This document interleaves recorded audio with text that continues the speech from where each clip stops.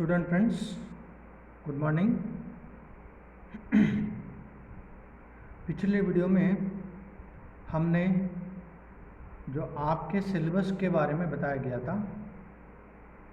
आपका सिलेबस जैसे कि उसमें 4 यूनिट्स होते हैं, उसमें सेकंड यूनिट में आपके लिए अध्ययन के लिए यह टेक्स्ट रखा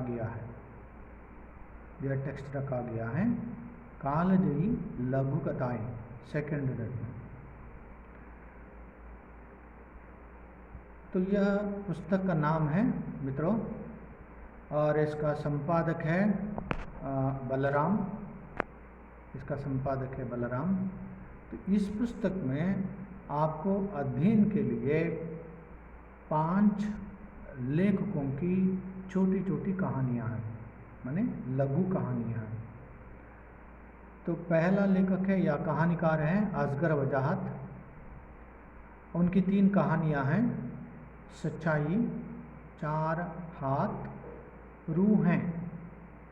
सच्चाई, 4 हाथ, रूह हैं। और दूसरा कहानीकार है बलराम। उनकी 3 लघु कथाएँ हैं,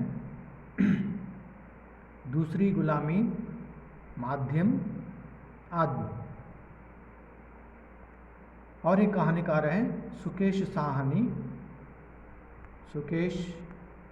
साहनी। उनकी 3 लघु कहानियाँ हैं, जैसे कि विजेता, मास्टर, ठंडी रजाई। और एक कहानीकार है अमरीक सिंह दीप।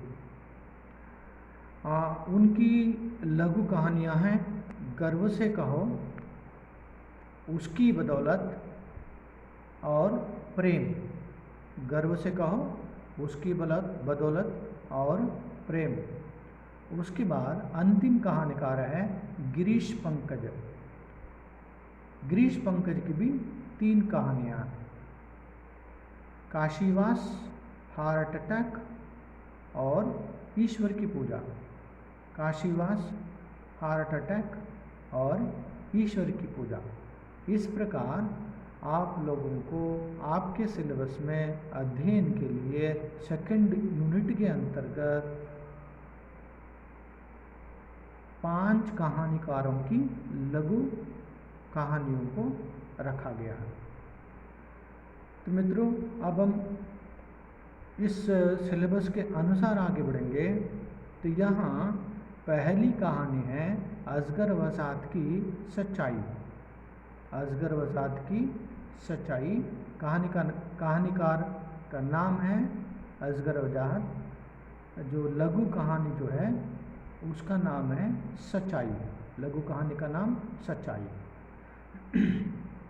तो इसे मैं पढ़ता हूँ, बस छोटी सी कहानी है। जो लघु कहानियों की विधा है, कहानी अलग अलग कहानियों की विधाएँ होती है। तो इसमें यह आजकल यह जो प्रचलन में आ रही है लघु कहानी, जिस प्रकार कन्नड़ में चुटुक्कु कथेगड़ु ಅಂತ ಹೇಳ್ತೇವೆ या चुटुक्कु कविते ಅಂತ ಹೇಳ್ತೇವೆ, उसी तरह हिंदी में भी लघु कहानियों की जो विधा चली आ रही है। तो इसको मैं पढ़ता हूँ, पढ़ करके बाद में उसका जो विवरण आपके सामने प्रस्तुत करता हूँ। पहले इसे पढ़ेंगे। शाह आलम कैंप में आधी रात के बाद रूहें आती हैं।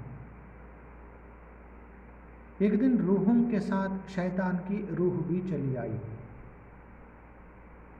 इधर उधर देखकर शैतान बड़ा शर्माया और झेंपा। इधर उधर देखकर शैतान बड़ा शर्माया और झेंपा। लोगों से आंखें नहीं मिला पा रहा था। कन्नी काटता था, रास्ता बदल लेता था। गर्दन झुकाए तेजी से उधर मुड़ जाता था जिधर लोग नहीं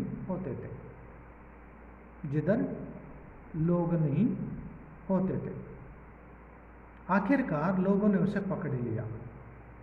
वह वास्तव में लज्जित होकर बोला, अब ये जो कुछ हुआ है इसमें मेरा कोई हाथ नहीं है, अल्लाह कसम मेरा हाथ नहीं है।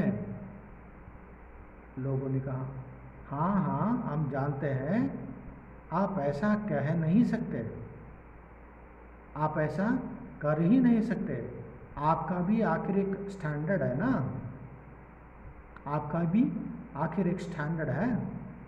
शैतान ठंडी सांस लेकर बोला, शैतान ठंडी सांस लेकर बोला, चलो दिल से एक बोझ उतर गया, आप लोग सच्चाई जानते हैं। शैतान ठंडी सांस लेकर बोला, चलो दिल से एक बोझ उतर गया, आप लोग सच्चाई जानते हैं। लोगों ने कहा, कुछ दिन पहले अल्लाह मियाँ भी यहाँ आए थे और यही कह रहे थे। लोगों ने कहा, कुछ दिन पहले अल्लाह मियाँ भी यहाँ आए थे और यही कह रहे थे। यह कहानी है। शाह आलम यानी जो एम्परर जो कहते हैं, वह कैंप में आधी रात के बाद रूहें आती हैं, माने शहंशाह जो सुल्तान जो होता है उसके कैंप में आधी रात के बाद रूहें माने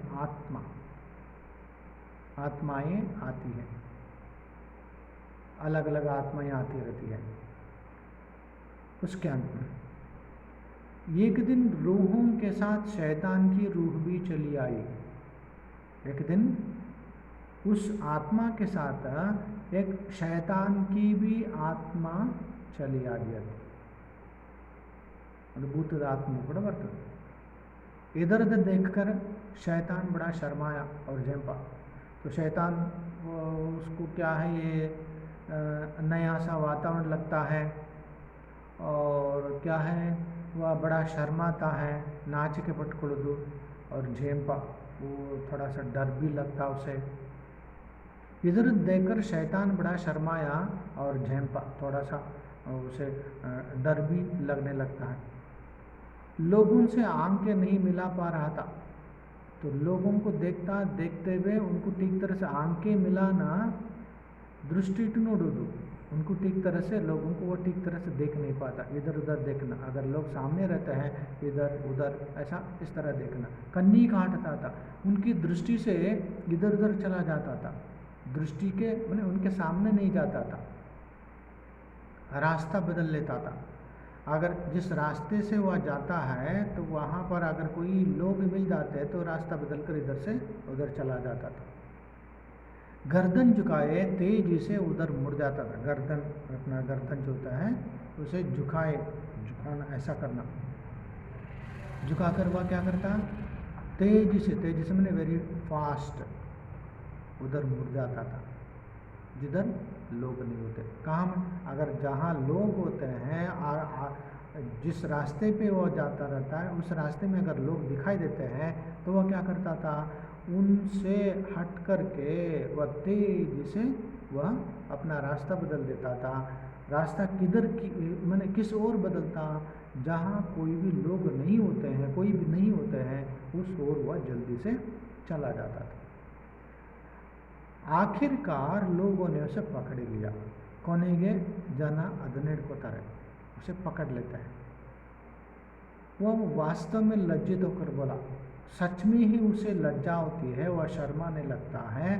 और जिसकी जब एक चोर पकड़ा जाता है, पकड़े जाने के बाद वह किस तरह वह लज्जित हो जाता है, शर्माता, नाच के पटकुलता मर्यादा ओदा करते।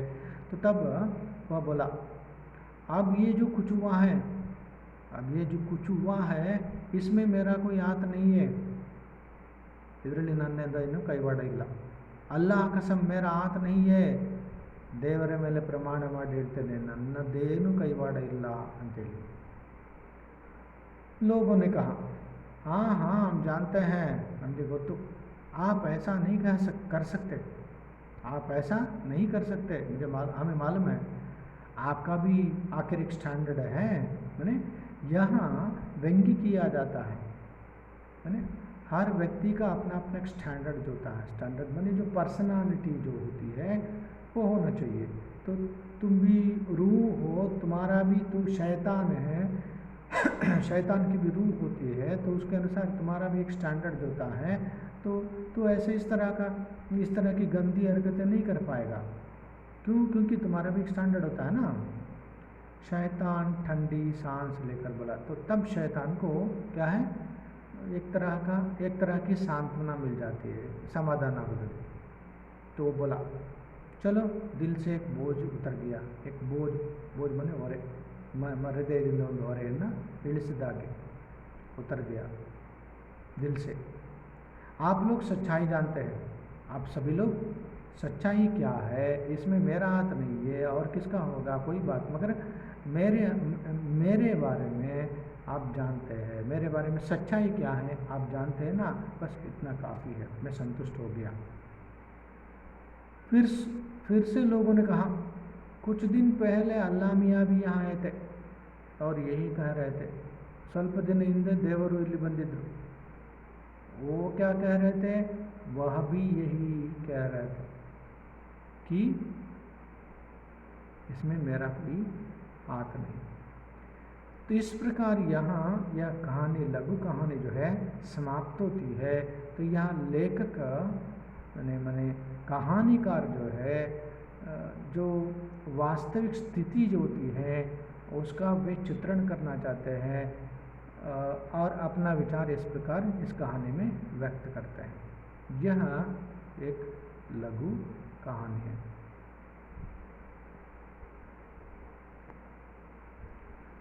तो मित्रों और एक कहानी देखेंगे,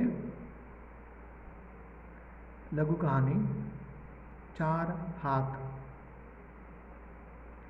एक मिल मालिक के दिमाग में अजीब अजीब ख्याल आया करते थे। एक मिल मालिक के दिमाग में अजीब अजीब ख्याल आया करते थे, जैसे सारा संसार मिल हो जाएगा, सारे लोग मजदूर और वह उनका मालिक या मिल से और चीज़ों की तरह आदमी भी बनने लगेंगे, तब मजदूरी भी नहीं देनी पड़ेगी, वगैरह वगैरह। एक दिन उसके दिमाग में ख्याल आया कि अगर मजदूरों के 4 हाथ हो तो काम कितनी तेजी से हो और मुनाफा कितना ज़्यादा। लेकिन यह काम करेगा कौन? उसने यह काम सोचा, वैज्ञानिक करेंगे। ये है किस कर्ज की दवा, ये है किस मर्ज की दवा, मर्ज। तो एक मिल मालिक के दिमाग में अजीब अजीब ख्याल ಅಂದರೆ ಅಜೀಬ್ ಅಜೀಬ್ ವಿಚಿತ್ರವಾದ ಫೀಲಿಂಗ್ಸ್, ಭಾವನೆಗಳು, या जैसे ख्याल माने कल्पनेಗಳು, इमेजिनेशन। जैसे सारा संसार मिल हो जाएगा, पूरी दुनिया जो है मिल हो जाए और सारे लोग मजदूर और उनका मालिक या मिल से और चीज़ों की तरह आदमी भी बनने लगेंगे, तब मजबूरी नहीं देनी पड़ेगी, वगैरह वगैरह। माने पूरी दुनिया एक मिल बन जाए और मिल बनने की तरह वह सपनैया जिसकी कल्पना करता है, और इसके बाद सभी लोग उसमें काम करने वाले मजदूर हो गए हों, ऐसा वह इस प्रकार की कल्पना करता है। और उसके बाद वह इन सब का वह मालिक है और क्या है, उनको मुझे कोई मजदूरी नहीं देनी पड़ेगी। मजदूरी माने क्या, लेबर जो कहते हैं, कूली ಅಂತ ಹೇಳ್ತೇವೆ, उसे देनी नहीं पड़ेगी। इस प्रकार तरह तरह की कल्पनाएं, इमेजिनेशन करने लगता है।